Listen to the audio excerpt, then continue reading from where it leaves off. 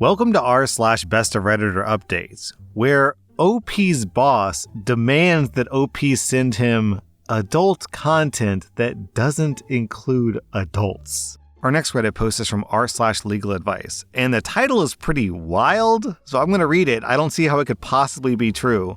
The title is, CEO demands I send him adult content that doesn't involve adults, if you catch my meaning. The company I work for owns a website open to the general public. Both our company and servers are located in California. Today, one of our users uploaded a series of images of that type of content. Per our standard operating procedures, I deactivated the user's account, made the images non-public, but still kept them on our servers to avoid destroying the evidence, and reported the incident to law enforcement online. The final step was to send a notification to company management. Soon after that, I received an email from our CEO demanding a detailed incident report, including the images in question. I sent the report, but instead of sending the images, I wrote that I probably shouldn't be sending illegal stuff around. To which he promptly replied that this is not my concern,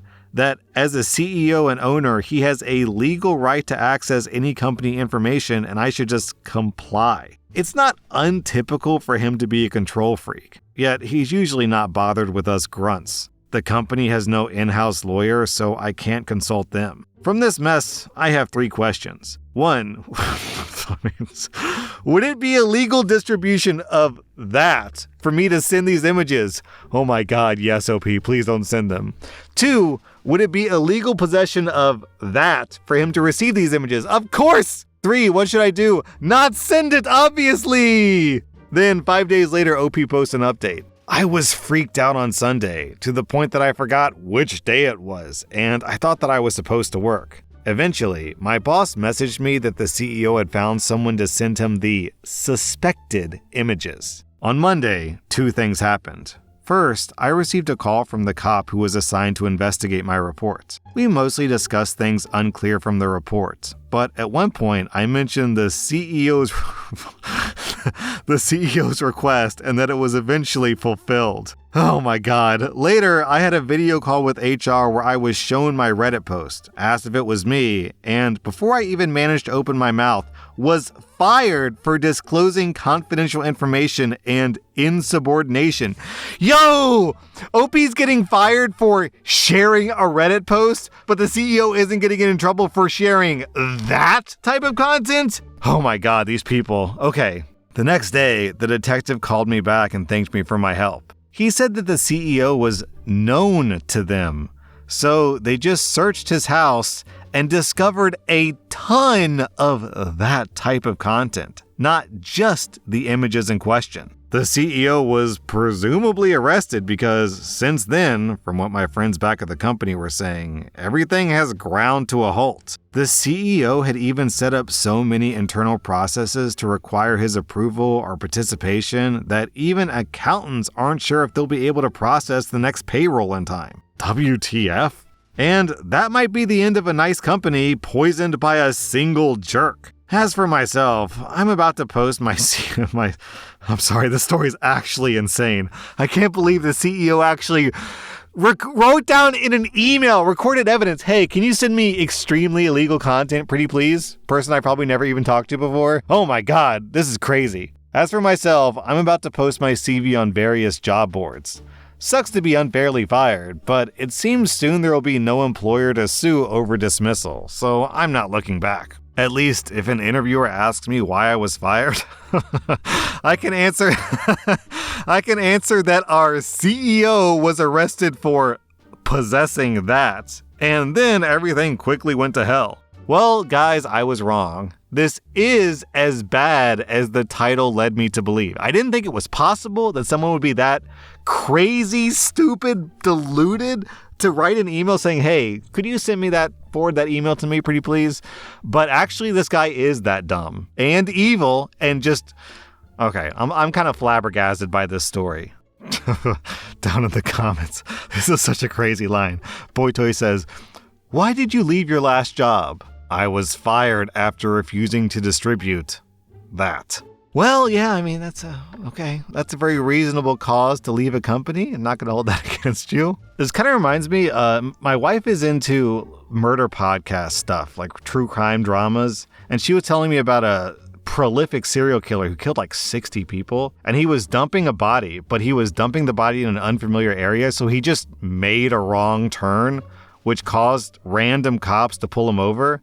And they found the body. So it was just pure stupid negligence that made this guy get caught after like 60 murders. And the CEO basically got caught by the same incredibly stupid incompetence. Our next Reddit post is from rSlash relationships. Okay, so I've been attending boarding school since I was 10. I started the 5th grade at my boarding school. The reason why I started going so early is that my dad married my stepmom when I was 9.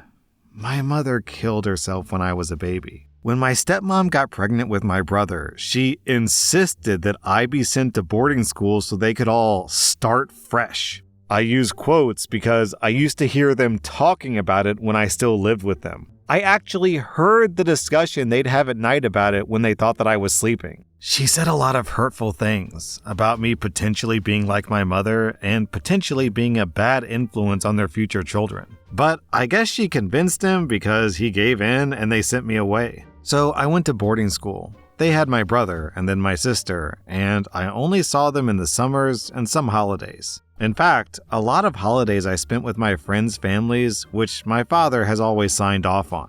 This especially confuses me, considering his change of heart this summer. I mean, I've spent the last 4 Thanksgiving holidays at other people's houses without comment. At first, I was extremely depressed. I was really attached to my father as a kid, and it took me a long time to deal with being sent away, especially when my siblings were born. I felt a lot of betrayal and resentment, but then I grew to deal with it. What really helped, and still helps, is that I have a wonderful group of friends at school, and the adults there are really supportive. My closest 2 friends have been there since I've been there. I feel like they're my family. Also, a lot of the kids I go to school with deal with what I'm dealing with in some form or another, and this has given me a lot of perspective. Additionally, I go to a really nice school. I love the grounds, I love my classes, I love the extracurriculars, I love my teachers, and I love my friends. The picture people paint of boarding school isn't the one that I experience. It's pretty easy for me to say that I prefer being at school 100 times more than I prefer being at my father and stepmom's home. When I'm in their home, I feel like an outsider. They do their thing and I do mine. It's especially awful though, because I still get the sense that my stepmother doesn't want me around when I'm here. She barely acknowledges me, and I know she influences my brother and sister not to interact with me. I know because I took them to a theme park 2 weeks back, and they told me this after a full day of having fun with each other. So as much as I appreciate that I get to have the experiences I do at school, I can't seem to distance myself from the distaste of my father and stepmom. So, in order to avoid being disrespectful or coming off as rude, I just try to minimize the time that I spend with them when I'm in their home for the summer. I don't have any friends here, so this means I go on hikes, runs, or the movies. Whatever I can to just be active or out and about without getting into trouble. Which brings me to the problem. My father kinda blindsided me yesterday. He sat me down while I was eating breakfast, which never happens, before going on a hike, and he told me he's concerned that I haven't wanted to spend time with the family. I was confused because I haven't ever perceived this need from him, nor any space for it. He works all year round and all day. My stepmother is always ferrying my brother and sister to something or off with their friends. I just didn't even think that they wanted that. He then said that he wants to keep me here for my final 2 years of high school and enroll me in the nearby private school so that I can be with the family. And I just panicked. I get stellar grades and I'm doing well at school. Every report he's gotten has been good. I expressed this to him, but I was so distraught at the idea of not going back that he interpreted my distress as an indication of how unattached from the family I was. I know I could have handled it better, but I blew up at him after he said this. I told him he was the reason I wasn't attached to family, and that removing me from school would only remove me from the one place that I had any real family. This really made him angry, and he left saying he was resolved to remove me. I don't know what to do. How can I convince him to let me go back? I feel like I'm a kid again. It's the same feeling all over again, and I'm so angry. Then, the same day, OP posted an update. I decided to write an email to my father in which I apologized for my outburst, expressed my understanding that we should develop a better relationship, and my want for one as well. I don't know if I really want this, to be honest, but based on feedback, it seems smart to include this, and my belief that pulling me out of school would not result in that goal. I offered alternatives, like FaceTiming regularly and more consistent visits during the holidays, like Thanksgiving. I also suggested that maybe we could do something together during this holiday so that we could talk and catch up. We used to hike a lot together when I was a kid, and I suggested that we go on one together, like this weekend. I also explained that I feel like I've been a responsible and productive student at the boarding school, and that disrupting my schooling might be counterproductive. I explained that my outburst was due to these details, rather than my not wanting to be closer to him. I closed out saying that I know he wants what's best for me, and I want to work with him to make that happen. Then OP posts an update. He responded, "OP, when we spoke, I told you I'd made my decision. That stance has not changed, and I'm disappointed that you have chosen to ignore my words. Do not forget that you are still a child under my care, despite what you may feel. One day, you'll see the wisdom in this and be thankful. I'm currently on my way out on business, and I'll be back on Saturday. Until I return and I'm able to speak in person, I don't want to hear or read another word about this issue." Then, the next day, OP posted an update. "I'm going back to school. A lot has happened in a short period of time. I don't think I dealt with my father's email in the smartest way, but it worked. The advice telling me to speak to my stepmom really stuck with me. I felt so desperate that I spoke to my stepmom about the situation. It became very obvious, very quickly, that she had no clue that my father had wanted this. She immediately left the room after I explained the situation. I could hear her arguing with him, saying it was a deal breaker and that she wouldn't have it. He called me soon after she hung up and sounded so very angry. He said it was clear I had made up my mind and I didn't want to be a part of the family. He said that he had wanted time to let my stepmother know, and he wishes I had trusted him. I didn't even know how to start explaining why I feel his view of my feelings are so wrong, before he told me that since I didn't even want to try working with him, he's sending me back.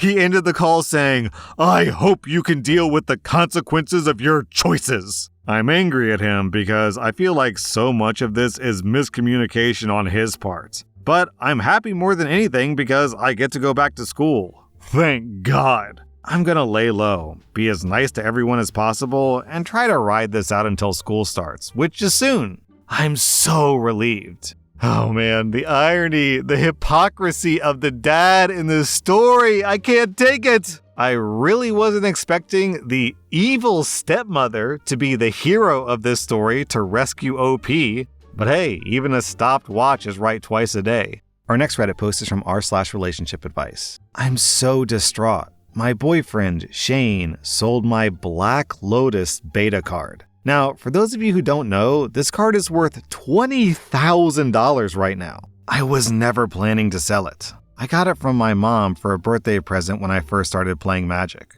My mom has passed away, and that's one of the things that I treasure from her. I don't know what to do. I am very upset, and he won't tell me where he sold it so I could get it back. Please give me some advice. Also, real quick, a quick Google search reveals that currently the same card is selling for $42,000 because trading cards are hot right now. Hot. Anyways, the next day, OP posted an update. I went to the police station last night, computer in hand, and told them that my card was stolen. They had a hard time believing that my card cost so much, so I showed them. They said they would look into it. Then I called my renter's insurance, and they said that I would get my money back. I finally found out where he sold the card to, and I called the shop and told them it was stolen. There was so much arguing to get the card back, and I had to go down there. I got my card back after telling them I was going to call the police and had them arrested for having stolen property. They cooperated and gave it back. As for the boyfriend, he's an ex now. I packed up all his stuff and left it outside and changed the locks. As far as I know, his mother came to get his stuff. You know, for those who don't know Magic the Gathering, there's kind of a metaphor here because the Black Lotus card is arguably the best card in all of Magic. And the way it works is it gives you 3 mana, which is like a resource, but then afterwards you have to get rid of the card. And that's kind of what the boyfriend did with his girlfriend. He used her as a quick payday to get a lot of resources and then got discarded. So it's just kind of poetic if you think about it. That was r/Best of Redditor updates. And if you like this content, check out my podcast where I publish the exact same episodes. Also, hit that subscribe button because I put out new Reddit videos every single day.